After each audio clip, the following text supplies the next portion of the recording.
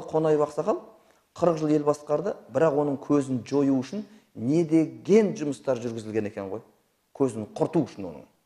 Брежневпен өте жақсы болған екен ол. Сөйтсек, Қонаев мына нәрсені істеді. Таңертең осы Қонаевтың кезінде Қазақстанда қанша мешіт жұмыс істеп тұрды деп ойлайсыздар? Совет өкіметі кезінде. Тәуелсіздік алғанға дейін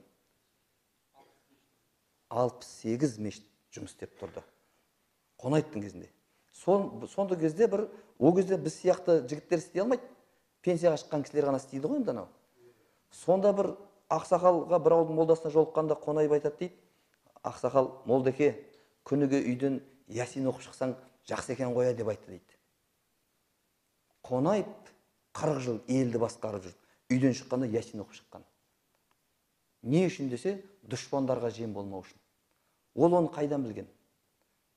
Сіз бен біздің дұшпандарымыз да бар, бірақ Қонаевтікімен салыстыратын болсақ, қайсымыздікі мықты? Қонаев 40 жыл ел басқарып жүріп, үйінен Ясин оқып шығатын болған. Қайдан білген ол? Ясин оқып шыққан адам дұшпанға жем болмай жүретін. Кімнен үйренді ол? Имамнан, ауылдың молдасынан. Ол қалай айтып берген еді десе, Пайғамбар саллаллаху алейхи ва саллям 12 рудың адамдары есігінің алдында қылышпен, найзамен басы уланған, өлтіреміз деп күтіп тұрған кезде, Пайғамбар саллаллаху алейхи ва саллям Ясин оқып барып шығып кеткен еді ғой солардың алдынан.